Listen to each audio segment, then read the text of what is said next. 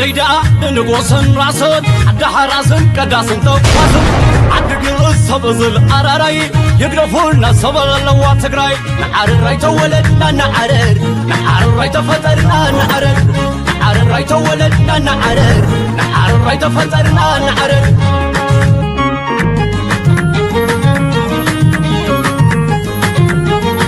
سلام كبرات خاتاتلتي تجراي ميديا نيتورك نلومي حدا مدلاو حزنا لكم لنا مدلاونا به خونتات تجراين زلو بوليتيكاو معبالتاتن تاساسيرو زوها وزلو بوليتيكاو ملكاتن تنتانتاتن اوادنا لكم لنا سناي مكتتال أبي بوليتيكا تجراي بزح وان ريتون كابزه حد زخنة إيرتراوي أول برجين حمودو جازيت إني يسيف قبرهوت كابي كل تشحن عصر شمونتن عم تفرنجي جميرو زي تغير دليل أبي أحمد مونا عصا مخانو نوري لنا دليل شعبي دما 4 كيلو زلو سرعة مغيار كخون جدن سلازخنا أبي زلو حيلي كتأخ كجدريم سلازي تجراي مسجات إموازلو بوليتيكا ودك تتحيزوم ليك تجراي من سي تجراين نزي كستحاخ جدد أواني يبل كم مجمراتنا يوعل سلام تفريم خبها الكل قبل ساعات زي تغيرنا أجندة نيتي حنتي أنسخ عسل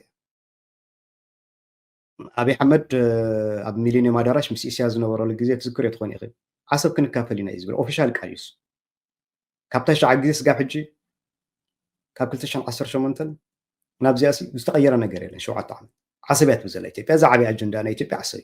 والبريتوريا كونه تقرأ كونه قري كونه عصب نمملاس 120 زقولنا مليون كايمتنا خلنا وانا اجندانا عصبينا عصب كنت كنكلالنا بزبالو زلوان وعل بريتوريا كم اقداس نجر كوسر يكن سو ايثيوبيا انا عصب زملكت نجر اجندا هتقبرن كلا شعبيا خا 4 كيلو بمقوصاري غداينا ايثيوبيا ودا زخل نبز بلا اجندا سلا زخده اب اديس ابا ناي سرعه لوط نمصاخا ينقسقسالو نزل منقسقس ምናልባት ገለ ኃይልታት አብተኻቢ ከወዳድብ ክብ ይخل ይخون لز أجندة نيزوم حزبات زياتهم نيزوم مرحلة زياتهم انتايو مرأيت مسرتها وقداي نيلوت تحساس فاز بلوزولها زي سألعها انت إذا حسب زولو إذا كوين النهار لو دما منغستي إثيوبيا وعلى بريتوريا أي تغبرن انتيلوم أبي تغراي زلو حيلي بحيلي تواغي اوزا تغبرو لو خونتات يلن ازي زخون زلو دما أب تغراي وشتي تفطيرو بزلو بوليتيكا وخفتات يوم حزون تغراي كعوتا زخيل بوليتيكاون وتهدرون معاكي واخد كيد انت خيلايو اووني للم منغستي إثيوبيا أي تغبرن انتيلو وعلى بريتوريا انت تغبرو تخلي كقطم كل عقونا كيتبل بس لا خوينا زفطرو نوط من اسي اب تግራይ تنريو زرنا خونتات كواغا شوهات زلو يلا لعلو كل خا مس سدت ناي منسيات ناي سراويت كان ريال لذا اي تكبرني نازل درجات وصح تخبر تخيل تاخذ كتكبر ابزي اكم خونتات لذي منسي كاب نوص خوينات كاب تسفا مقراص كاب سدت زدحن استراتيجي نمختال تودبو عقم السب مستي زلكا بوليتيكاوي بقعت او هيدكا ابلع الصلاه خصقت مغباري نزي ناي نبلو زلنا ناي سدت بليو ناي نوص كينات بليو تግራይ ፈጢሮ ዘሎ ኢትዮጵያ ኮነት ኤርትራ ኮነት ኣብ ትግራይ ዘሎ ፖለቲካዊ መሪሕነት ፈጢሮ ዘሎ ክፍተት እዩ ስጋት ፈጢሮ ዘሎ ውሽጥ ትግራይ ዝሓለፈ ግዜ ዝክርዮ ሱሳ መዓልታ ኣኺባ ኣትዮም ዝተባሃለ ህዝቢ በቃ ከብዱ ሓቂፉ ዝሰምዕ ነገር ዘይ ሱሳ መዓልቲ ዝወስድ ነገር ታይም ዝገብሩ ዘሎ ተባሂሉ ننشتي حدا مستحدا تلافيني يسرح له جلز بالنجار في متسخاني كندي من يسيخ خبط جراي وجه كندي هزبي خبط جراي بري روج كل هذا كسمع عدل معناته سلشو بوي ترجع جام نابكينات كتو خلها سو حجو نابكينات نكاي أكتو جبر زخيل نهزبي زلوا وتحضروا عقم عقبو زلوا بوليتيكا عقم عقبو من الزخيل نابكينات كأتو نبزي كل درجة خطوب تحت خل بغميل انت راه خمزي بوليتيكا عام خاف حبيل كيو وتهضروا عام خاف حل حلو جيتي تخاغن اقداس خوين صلاتي كنت كسل كاخوليم تزي كوين خا وادليم ني كوفي لما بريخ كوري خاخوليم دا توادخ ምስቲ ኣብ ትግራይ ዘለዎ ጥሪ ፖለቲካ ተታሒዙ ድማ ድሕርቲ ብዶክተር ደብረጽዮን ዝምራሕ ጉጅለ ስልጣን እቲ ጊዜያዊ ምምሕዳር ትግራይ ተረኪቦም ዋሉ ስዒቦም ንፕሬዚደንት ጊዜያዊ ምምሕዳር ትግራይ ኣይተ ጌታቸው ረዳ ሓዊሱ ብርክት ዝበሉ ካቢኔ ኣባላትን ናብ ኣዲስ ኣበባ ሃዲሞም ከም ዘለዉ እናተሓበረ ቀኒዩ ሕዚ ድማ ሓደ ኣባል ካቢኔ እቲ ጊዜያዊ ምምሕዳር ትግራይ ናብ ሚድያ ቀሪቦም ምስቲ ጉጅለ ድሕረት ዝገብሮ ዘሎ ብሓይሊ ስልጣን ናይ ምጭባጥ ከይዲ ዝቕተሉ ዝቕጥቀጡ ወዘተ ተባሂሎም ዝተተሓዙ 4200 ኣባላት ጊዜያዊ ምምሕዳር ትግራይ ኣለዉ ስለዚ ዘይተረጋግዐ ኩነታት ደረትካ ንጥይት ግንባርካ ንቅድሚት ዝበሃል ናይ ቃልሲ ስልቲ ስለ ዘይሰርሕ መብዛሕትኡ ኣባል ካብ ዝነበሮ ተንቀሳቒሶሎም ናይቶም ፕሬዚደንት ግን ብፃውዒ ጠቅላይ ሚኒስተር ኣብይ ኣሕመድ እዮም ናብ ኣዲስ ኣበባ ከይዶም ብምባል ይዛረብ ሰፊሕ ዝኾነ ናይ ስግኣት ፀገም ተፈጢሩ እዩ ኣብ ትግራይ ሕዚ ከረንትሊ ናይ ጊዜያዊ ምምሕዳር ላዕለዋይ መሪሕነት ልዕሊ 4200 ዝኾኑ ብዝርዝር ስም ሒዝና ኢሎም ዝርሽንዎም ፈልዮም ኣነ ሓበሬታ ወፂሕና ኣሎ ዝርሸኑ ዝእሰሩ ዝፈራርሑ ዝቅጥቀጡ ተቐጢጦም ኣብ በረኻ ዝድውረዩ ዝብል ኣብ ናይ ፍስሃ ማንጁስ ቢሮ ተገምጊሙ ተራእዩ ነቶም ናይ ሰራዊት መሪሕነት ዝተዋሃበ ብጎኒ ዝረኸብናዮ ሓበሬታ ኣሎ ብውልቀ ዝረኸብዎ ማለት እዩ ሶ ኣብዚ እናሃለኻ ናይ ጊዜያዊ ምምሕዳር መሓውር ኣብኡ ክፀንሕ ኣለዎ ዝብል ብዙሕ ሰብ ይዛረቡ እዩ መብዛሕትኡ ዝዛረቡ ባይዘወይ ናይ ለውጢ ሓይሊ ንዲሞክራሲ ዝደሊ ዘይኮነስ ሓደ ተገልቢጡ እዩ ዝዛረብ ናይቲ ጉጅለ ኣበይ ኣለዉ ምክንያቱም ፊት ለፊት ክትርከቡ እሞ ክትዕፈን ድሕሪኡ ፍትሒ ኣብ ዘይብሉ ስርዓት ኣብ ዘይብሉ ድላይ ኣብ ዝገብረሉ ሰራዊት ከም ሽፍታ ድላይ ተደልዩ ይቀትል ተደልዩ ይዕፍን ተደልዩ ይቅጥቅጥ ተደልዩ ድላይ ኣብ ዝገብረሉ ግዜ ፍትሒ ኣብ ዘይብለላ ዓዲ ኣብ ሜዳ ክትርከብ ምርካብ እውን ፅቡቅ ኣይኮነን ስለዚ ቃልሲ ተኮይኑ ቦታኻ ሒዝካ ስርዓት ዘለዎ መንገዲ ክትቃልስ ግድን ስለዝኾነ ናብ ባዕሉ ውሕስ እዩ ኢሉ ዝኣምነሉ ቦታ ተንቀሳቒሱ ኣሎ መብዛሕትኡ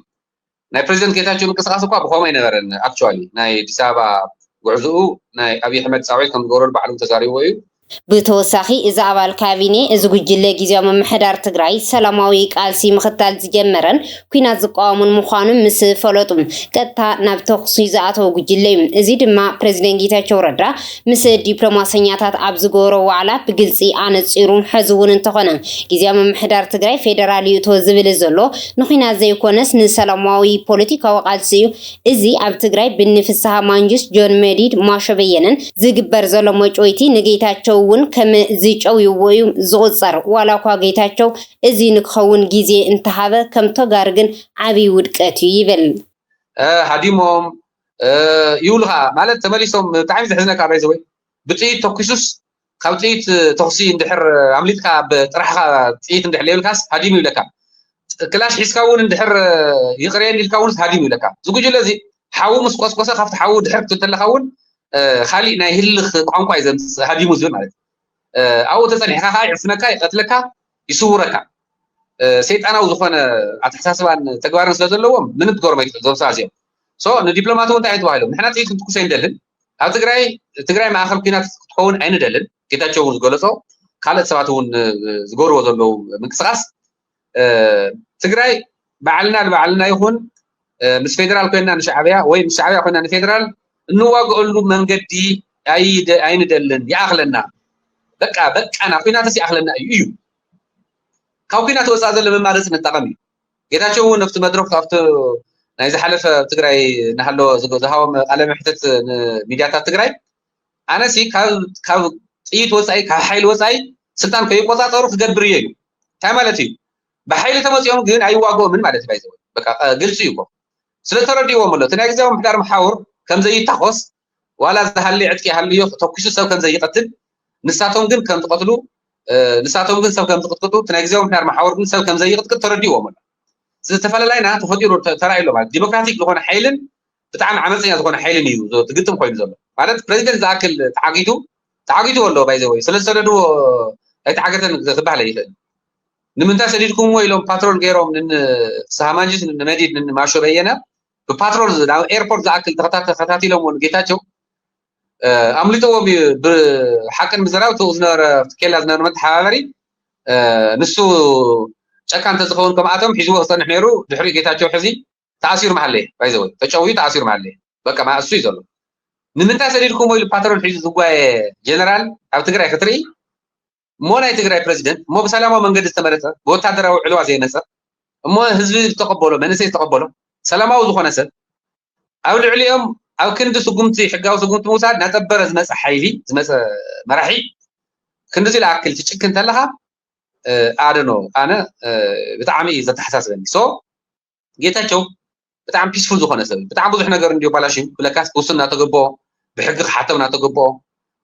لكوعم كتحدث ونتقبله عاوز يوسع هواي نتسلم كل نتي بكا بيسفول نقوله نشودو ودورده نتسامنجس نمديد زيهم بركو ناس عامو بركو نادرارزو شويدهم وين بتعم بزح جزء مالت سو نتسلم كلهم سوا نتحزون نوعلو لأكل كشوا فتنة تغيروا له كواس فيدرال بكا أتو يلو أعززن ويكع حتى انت أيلو فيدرال كأتو تخوينو بيسفول بزخنا من قد بتوع البريتوريا يسوي ناقيتاچو برينسيبل انا وز عملوا لسي باجي انا مجي مرستي حزون انا مجي مرستي كون زلو وعلى البريتوريا مولو بمولو يفصم زبلي انا حزب مرغز حزب كمي عبزن زحالفا معلتታት ድማ ተጋዳላይ ምግበይ ሃይለም ብውዕል ፕሪቶሪያ መሰረት ትግራይ ክትግበረላ ዝግበኦም ብዙሓት ሕቶታት እናሃለው በአንጻሩ ነዚ ንዘይ ምምላስ ኣብ ትግራይ ዘለው ሓይልታት ምስ መንግስቲ ኤርትራ እናተራኸው ንፌደራል ክዋጉ ይሓስወሎ ዝብል ጠቐነ ፍጹም ካብ ሓቂ ዝረሓቀ እዩ እቲ ምስ ፌደራል ዘለና ምርድዳእ ድማ ከም ዘይኮነን ብምባል ነቲ ታደሰ ወረደ ኣብ ዝሓለፈ ዝገበሮ መደረ ጠቒሱ ይዛረብ ህዝቡን ታጥቂት ያ ዝተተኮሰት ተንገለገለ ናይ ባንኪ ናይ ቴሌ ናይ መብራህቲ ሃይሊ ናይ ፌደራል ሰርቪስ ተለይቀን ዝተረፈግን መሬት ናይ ተመለሰን ህዝቡና ተፈናቂሉ ዘሎ ናብ ንሙር ዝኾነ ማሕበራውን ኢኮኖሚያውን ስርዓት ኣተወ ህዝቢ ትግራይ ገና እዚ እንዳሃለወ ሕዚ ዝተፈላለዩ ፖለቲካዊ ናይ ግልን ናይ ጉጅለን ወፂው ናይ ህዝቢ ትግራይ ጉዕዞ ናይ ህዝቢ ትግራይ ናይ መኸተ ጉዕዞ ሓደጋ ወዲቑ እዚ ንሓዚ ክንወፅእ ኣለና ዝብል ኣብዚ ዝሓለፈ 2 ዓመት ብቐፃሊ ክንቃለስ ፀኒሕና ህዝቡን ንቃለስ ዘለና ህዝቡን ኣይተመለሰልና እዚ ኣብ ዘይተመለሰልና ነዚ ብኣግባቡ ምምላስ ቀሪቡ ሕዚ ኣጀንዳ ናብ ዘይኮነ ይውሰዶ ብጣዕሚ ሓደጋ እዚ ናብ ዘይኮነ ንሕና ምስ ኤርትራ ኮይና ፌደራል መንግስቲ ክንወቃዕ ኣይበልና ኮነ ተባሂሉ ነቲ ብውዕል ፕሪቶሪያ ዝተፈራረምናሉ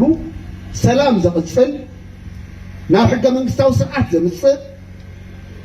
ብቐፃሊ ብዘላቅነት ህዝቢ ትግራይ እንታይ ይውስን ናይ ባዕሉ ኮይኑ ሕጋዊ ብዝኾነ መንገዲ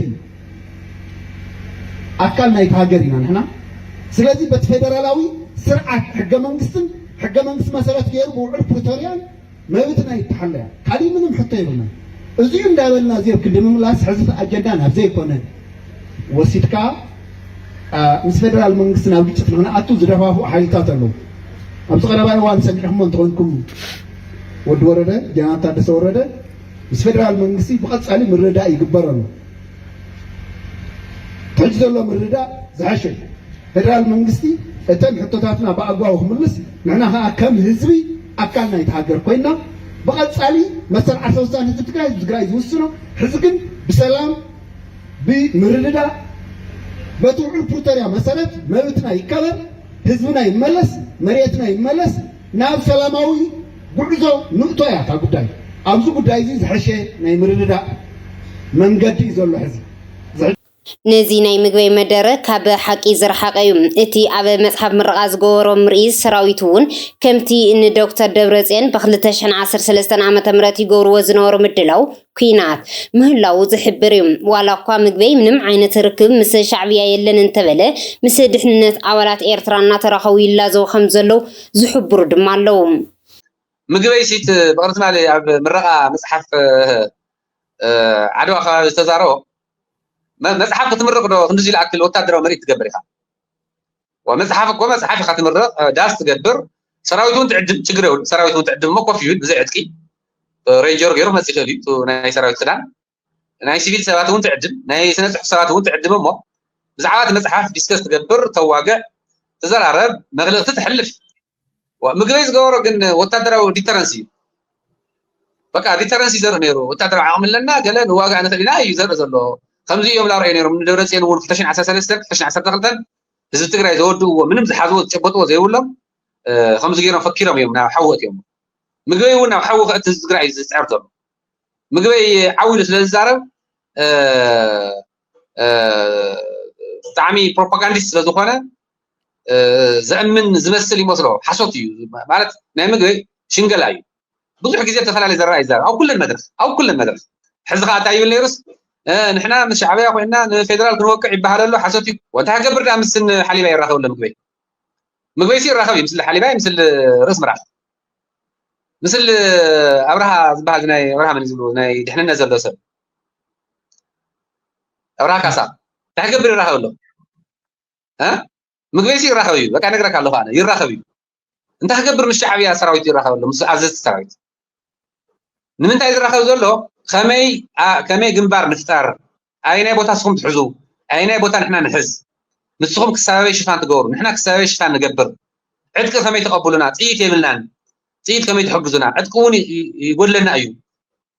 سراويت لنا ايو ناول اندي زارو زلو مساعده حكي ኣብ ብራኸ ሸው ዝቐረበ ጋዜጠኛ ዮሴፍ ገብረ ህይወት ኣብ ማሕበራዊ ድህረ ገጽ እውን ተጋሩ ሎምን ትማልን ዝብል ስፍሕ ዝበለ ጽሑፍ ዘርጊሑ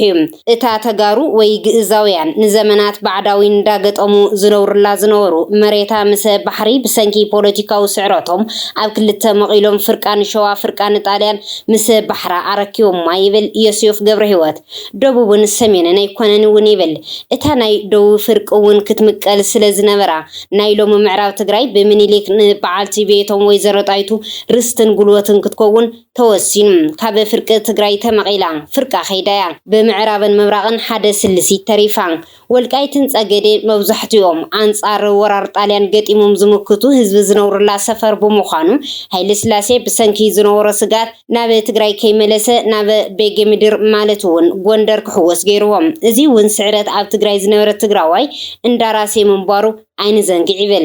ራያን ህዝባን ቀዲሞም ነቂሖም ንሃይለ ስላሴ ድቃስ ከኸልዎ ምስ ጀመሩም እቲ ሓደ ሲሶ ተሪፋ ናብ ምብራቅን ምዕራብን ዝተመቐለት ትግራይ እንደገና ብደው ወገን ፍርቃን አምሓራ ፍርቃን ትግራይ ተባሂላ ሓያል መኸተ ዘካይ ዝነበረ ህዝብ ራያ ልክዕ ከምታ ናይ መረብ ኣብ ክልተ ክምቀል ተገይሩም እንደገና ትግራይ ብደው ሰሜንን ናብ ክልተ ተመቂላ እዚ ናይ ጸላእቲ ስራሕ ብምዃኑ ከም ቅቡል ይቕመጥ ይብል ዝኸፍአ ትግራዋይ ንትግራዋይ ዝኸድዓሉ መድረኽ ግን ካልኣይ ወያነ ዝብል እዚ ሕዚ ዘሎ ሕወሓት ምንቲ ትግራይ ተቃሊሰ ኣብ ዝወለሉን ኣብ መወዳእታ ብዓወት ተዛዚሙ ኢሉ ኣብ ዝገለጸሉ ኢትዮጵያውነቱ ብታሪኽን ሕጋውነትን መሬት ትግራይ ማእኸል ገይሩ ኣብ ክንዲ ዘምልስ መሬት ትግራይ መሊሱ ናብ ጸላእቲ ቆሪሱ ምርካቡ ምዃኑ እዩ ዘረድእ ምብራቅ ናብ ክልተ መቂሉ ትግራይ እንደርታ ንዓፋር ፍርቂ ከረክብን ከሎ ብደቡባዊ ምዕራብ ናብ ምሓራ ድማ ክምለስ ዝነበሮ መሬት ተረኪቡ ኣብ ክልተ ዝተመቐለ ራያ ናብ ቦትኡ ኣምሊሱ ናብ ትግራይ ከእትዎ ዝነበሮ ከም ዘለዎ ህዝቡን መሬቱን ንጸላእቲ መሪቆ ኣፋንዮም ምኒልክን ሃይለ ስላሴን መሪቆም ክኾኑ ተስፋ ይገብር ይብል እቲ ዝሕዝን ዝበሎ ግን ጸላእቲ መሬት ምስ ህዝቡ ተዋሂቦም ኣመስጊኖም ክኸዱ ዘይኮነስ ዝተረፈ መሬት ንምሓዝ 1 ሚልዮን ኣጽኒቶም ንኻልእ ዙር ድማ ወትሩ ተዳልዮም ይጽበዩ ምህላዎም እዮም ድሕሪ ጽንተት እውን ካልእ ክሕደት ትግራዋይ ኣብ ልዕሊ ትግራይ ተፈጺሙ እዚ ልዕሊ ኩሉ ዝኸፍአ ክሕደት ትግራዋይ ድማ ንገዛእ መሬቱ ኣከራኻሪ መሬት ብምባል ኣብ ስምምዕ ጸላቱ ከውድቕ ምኽኣል እዩ ሕዚ ዘላ ትግራይ እታ ናይ ምኒልክን ሃፀይ ሃይለ ስላሴን ኮይና ተሪፋላ እዚ ዘሎ ወለዶ ክሓቶ ዘለዎ ሕቶም እታ ጥንታዊት ትግራይ እታ ሕወሓት ዘይትፈልጣ ኣቦታትኩም ግን ዝፈልጡዋ እታ ጸላኢ ብምኽንያት ዝቆረሳ እዚ መንእሰይ ግን ብምኽንያት ዝመለሳ ትግራይ ክትከውን ይግባእ ይብል ሓይልን ሕልምን ራእን ኣብ እሙሮ ይፍጠር ግዜ ሓልዩ ድማ ይውለድ ይብል ጋዜጠኛ ዮሴፍ ገብረ ህይወት ወሲኹ እውን ኣብ ብራኸ ሸው ዝገበሮ ጻንሒት ኣብዚ ሕዚ ሰዓት ምስ ሻዕብያ ዝግበር ርክብ ፍጹም ጌጋን ዝለዓለ ሽግር መከራን ሒዙ ዝመጽእ እዩ ይትረፍ ናይ ትግራይ ፖለቲካዊ ይኹን ናይ ሰራዊት መራሕቲ ናይ ዓለም ሃገራት እውን ምስ ሃገር ዝገብሮ ርክብ ተፈቲኑ ውጽኢት ከምጽእ ዘይኽእል እዩ ምኽንያቱ ስርዓት ሻዕብያ ብንካን ሃባን ዘያምን ስለ ዝኾነ ይብል ስለዚ ድማ ፖለቲከኛታት ይኹኑ ሊቃን ትግራይ ጉዳይ ኤርትራ ኣብ ጫማ ኢትዮጵያ ኮይኖም ክርእይዎን ክሳተፉሉን ኣለዎም ብምባል ይዛረብ ይኹን እምበር ብኻልእ ገጽ ብቕዓት ሻዕብያ ሃገራት ዓለም ዝሪኣሉ መነጽርን ዝለዓለ ምዃኑ ዝምስክሩ ከም ዘለዉ ድማ ዝከሓደ ኣይኮነን ስለዚ እዝን ክንገብር ክንክእል ኣለና ኢልካ ናይ ምዝራብ ዓቕምኻ ናይ ዲያሎግ ምግባር ዓቕምኻ ይሕይልካ ምስ ማእከላይ መንግስቲ ዝግበር ርክብ ክሕይል ክኽእል ኣሎ እዚ ምግባር ዝኾነ ሰብ ብገበን ብገለምታት ክሪኦ ክኽእል የብሉ ወይ ብባንዳይ ብብልጽግናይ ገለ ክሪኦ ክኽእል የብሉ ወላ እቲ ግዜያዊ ምሕዳር ተኾነውን ናብዚ ክደፍእ ክኽእል ኣለዎ ምስ ሻዕብያ ግን ዝኮነ ይኹን ዝምድና ዝኮነ ይኹን ርክብ ልዕሊ ሽሕ ሽግርን መከራን ሒዛ ትመፅእ እያ ይትረፍ ትግራይ ዓበይቲ ሃገራት ፈቲነን ከተግብሮ ይከኣለን ምክንያቱ እቲ ስርዓት ውዕሉን ሕግን ዝኣምን ኣይኮነን ናይ እንካን ሃባን ዝኣምን ኣይኮነን ዲፕሎማሲ ማለት እንካን ሃባን እዩ ናይ ሙትኳብ ኣይኮነን ሩስያ ፈቲን እዩ ሩስያ ይተቀበለቶን ቻይና ፈቲን ቻይና ይተቀበለቶን ኣብዛ ሰዓት እዚኣ ቤን ተነፅል ዘሎ ምክንያቱ ሩስያ ኣብ ኤርትራ ዝኾነ ኩን ማዓስከራት ቀይሕ ባሕሪ ገለ ክህልዋ ትደሊ ትኸውን ስርዓት ግን ብውዕል መንገዲ ምስ ውዕል ክገብር ኣይደልን ምክንያቱ ፖለቲካዊ ኩነታት ናይቲ ቀይሕ ባሕሪ እንድሕር ተቀይሩ ንሩስያ ከውፃሉ ዝኽእል ዕድላት ስለዘየሎ ስለዚ ይትረፍ ዶ ትግራይ ይትረፍ ፖለቲከኛ ትግራይ ይትረፍ ኣዘዝ ሰራዊት ትግራይ ዓበይቲ ሃገራት እውን ምስ ስርዓት ዝተኣማምየን ክሰርሓ ይክእላን ስለዚ ኣብ ትግራይ ዘሎ ልሂቅ ናይ ኤርትራ ጉዳይ ኣካል ኢትዮጵያ ኮይኑ ክሪኦ ክኽእል ኣለዎ ኢትዮጵያዊ ኮይኑ ክሪኦ ክኽእል ኣለዎ ፖለቲከኙ ኣዛዝ ጀነራሉ ትግራዋይ እውን ናይ ኤርትራ ጉዳይ ኣካል ኢትዮጵያ ገይሩ ነብሲ ክሪኣ ክኽእል ኣለዎ ንኤርትራ ዝጎድእ ነገራት ተዳ መፂኡ ኒውትራል ኮይኑ ክወፅእ ይኽእል እዩ ኣካል ፌደሬሽን ክሳብ ዘይኮነ ምክንያቱ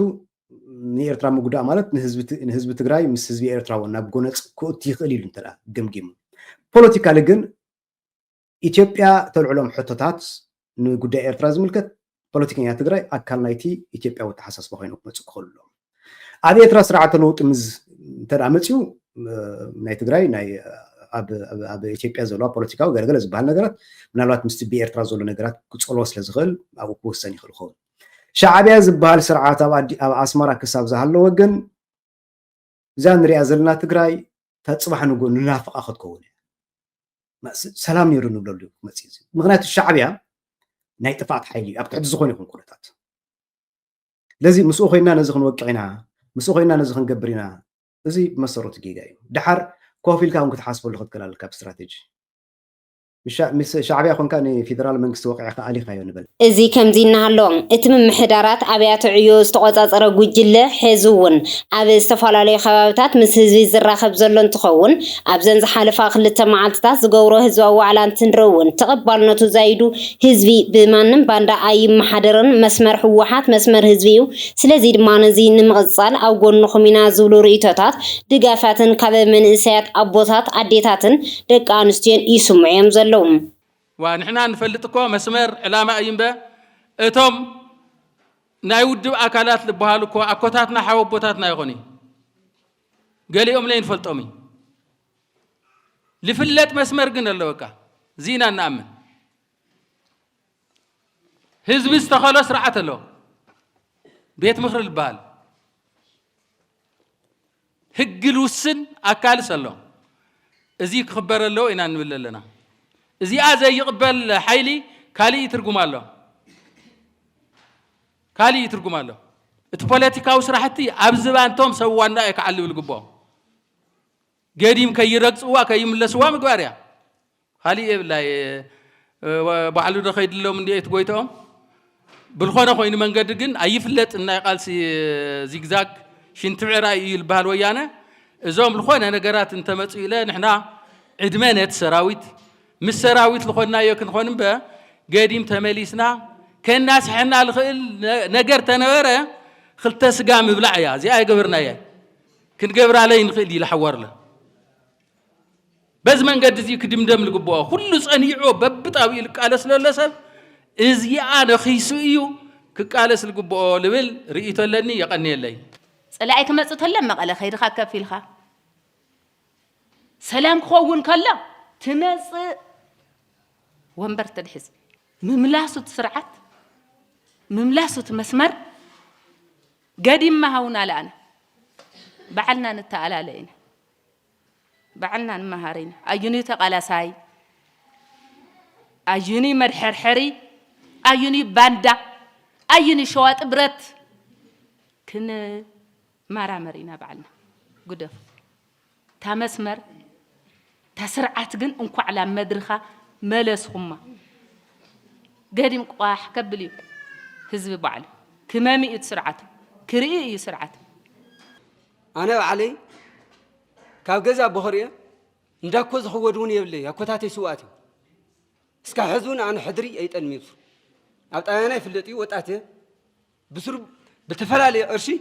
أنا أرشي النتجن النت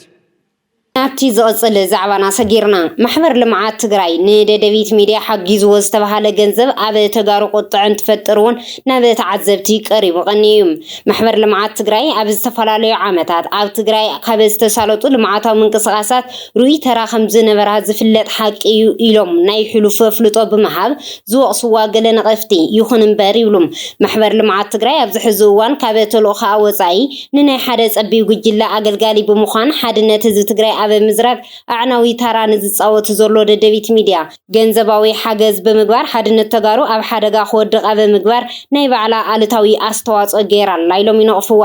ስለዚ እውን እዚ ጉዳይ ተፃሪዩ ዕላው መግለፂ ክሳብ ዝወሃብ ተሓታትነት ክሳብ ዝረጋገፅን ኩሉ ትግራዋይ ብሓፈሻ ኩሉ ኣባል ማሕበር ልምዓት ትግራይ ድማ ብፍላይ ንግዚኡ ነታ ማሕበር ገንዘባዊ ሓገዝ ማለት እውን ወፈያ ካብ ምግባር ምቁጣው ኣካል ናይ ቃልሲ ክኸውን ይግባእ ይብሉም ኣክሱማዊት ሚድያ ንሚድያታት ተዋሂሉ ዝስላዕ በጀት ካብ ማሕበር ልምዓት ትግራይ ከም ዘሎ ሓበሬታ ኣለኒ ብምባል እንተኾነ ግን እቲ በጀት ኩሉ ተጠቕሊሉ ናብ ደደቢት ሚድያ ከኣቱ ተገይሩ ብምባል ይዝነቅፍ ማሕበር ልምዓት ትግራይ TDM ኣብዞም ዝሓለፉ ዓመታት 2020 ክሳብ 2021 ዓመተ ፈረንጂ ናይ 2022 ከይወሰኸ ኣብ ዘሎ ግዜ ካብ ዲያስፖራ ትግራይ ከባቢ ልዕሊ 69 ሚልዮን ዶላር ከም ዝኣከበ ሓበሬታታት የንፍቱም ንመንግስቲ ኣብ ዝገበሮ ናይ ግብሪ ማለት እውን ታክስ ሪፖርት ግን 25 ሚልዮን ዶላር ምዃኑ ንIRS ፋይል ዝተገበረ ዶክመንት ኣመልኪቱ ይብሉም ኦዲት ክግበር ከሎም ዝተረኸበ ገንዘብ ከባቢ 21 ሚልዮን ዶላር እዩ ብተወሳኺ ቅድሚቲ ደማዊ ኩናት ትግራይ ምጅማሩ ንመኸተ ወራርዕ ስለንበጣ ተዋሂሉ ኣብ መላእ ዓለም ዝነብር ትግራዋይ ዝተኣከበ ገንዘብ ናበይ ከም ዝኣተወ ይፍለጥን ኢሎም ይወቕሱም እዚ ሕቶ ዘልዕሉ ኣባላት ማሕበር ልምዓት ትግራይ TDA ብዘይ ንሕስያ ካብቲ ትካል ተዋሪሮም እዮም ድማ ይብሉም ሰራዊት ትግራይ ኣብ ከባቢ ደሴ እናሃለወ ኣፅዋር መግዚ ተዋሂሉ ካብ ሕድሕድ ዲያስፖራ ሰብ ሃፍቲ ብሚልዮናት ገንዘብ ተሰብሲቡ እዩ ኮይኑ ግና እቲ ዝተዋፀ ገንዘብ ኩሉ ዲያስፖራ ከም ዝፈልጦ እቲ ገንዘብ ሓለፍቲ ወከልቲ መንግስቲ ትግራይን ላዕለዎት መራሕቲ ማሕበር ልምዓት ትግራይ ማለት እውን TDA ተኸፋፊሎም እዮም ይብሉም ናይ ማሕበር ልምዓት ትግራይ ጉድ ብዙሕ እዩ ዝብሉ እቶም ነቐፍቲ ኮይኑ ግና ካብቲ ዘሎ ንእሽተይ ኣብነት ብምባል ዘቕረብዎ ድማ ከባቢ 44 ሚልዮን ዶላር ምስቲ ናይ ቦርድ ሓላፊ ኣብቲ ሽዑ ግዜ ዝነበረ ኣብ ወፃኢ ናይ መንግስቲ ትግራይ ተወከልቲ ምስ ዝነበሩ ንዝሓለፈ 2 ዓመት መጻዮምን ደሞዞምን ብማሕበር ልምዓት ትግራይ ዝሽፈን ዝነበረ ወከልቲ ህዝቢ ትግራይ ኢና ብዝብሉ ክብላዕ ተገይሩ እዩ ይብል እቲ ቀሪ ዝነበረ ናይ ማሕበር ልምዓት ትግራይ ብትእዛዝ ቤት ጽሕፈት ህወሓት ኣብ ሰሜን ኣሜሪካ ዝርከብ ኔትወርኮምን ቤተሰቦምን ብምዃን እቲ ንካድረታት ትግራይ ካብ ሕድሕድ ትግራዋይ ተሰብሲቡ ዝነበረ ገንዘብ ንውልቀ ሰባት ተኸፋፊሉ እዩ ኢሉ ዝኸስስ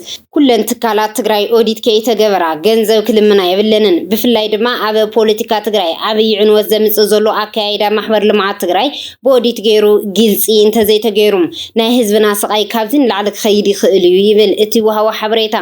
ካብ ካዝና ማሕበር ልምዓት ትግራይ ማለት እውን TDA ዝኽፈሎም ዝነበሩ ዘለውን መራሕቲ ኣክቲቪስታትን ጋዜጠኛታትን ከም ዘለውን ዕላው ገይሩ እዩ እዚ ወቐሳ ካብ ናብን ክውዛዕ ድሕሪ ምጽንሑ ማሕበር ልምዓት ትግራይ ድማ ብዛዕባ እቲ ደብዳቤ ኣመልኪቱ ግብረ መልሲ ኣብ ናይ ፌስቡክ ገጹ መብርሂ ይብሉ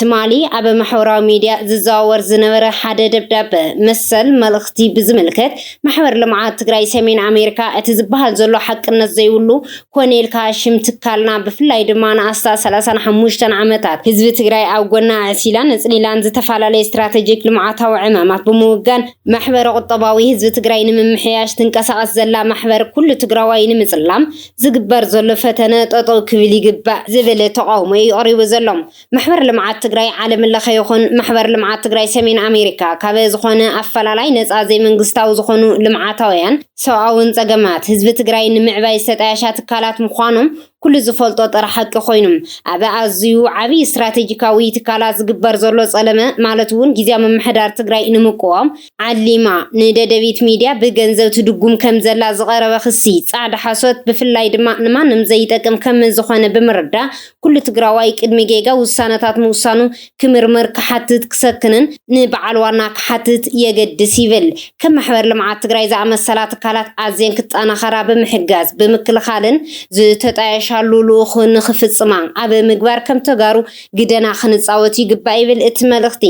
ማሕበር ልምዓት ትግራይ ትካል ህዝቢ እያ ኢልኩም ኣሚንኩም ተገዲስኩም ተሓቱ ትከላኸሉን ዝነበርኩም ብሓቂ ብሽም ህዝቢ ካብ ልቢ ነመስግን ዝብል እቲ መግለፂ ኣብ መወዳእታ እቲ ጉዳይ ስቕ ኢልካ ዝሕለፍ ጉዳይ ስለ ዘይኮነ ማሕበር ልምዓት ትግራይ ምስ ካልኦት ዝምልከቶም ኣካላት ብምሕባር እዚ ጉዳይ እዚ ክሳብ መወዳእቱ ብምክትታል ኣብ ዝፀለመ ኮነ ኢሎም ንዝተዋፈሩ ኣካላት ብሕጊ ንጥዮም ምዃንና ግን በዘጋጣሚ ክንሕብር ንፈቱ ይብል እቲ ኣብ ገጽ ማሕበር ልምዓት ትግራይ ዝተዘርግሐ ጽሑፍ ይኹን እምበር ብዛዕባ እቲ ናብ ደደቢት ሚድያ ዝተጻሕፈ ወረቐት ግን ዝበልዎ ነገር የለን።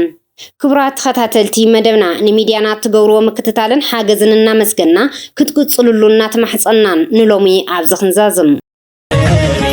عديدا نقوسن راسن عدها راسن قداسن توقاسن عدقل السبزل أراراي يقرفولنا سبل اللوا تقراي نعار الراي تولدنا نعرر نعار الراي تفترنا نعرر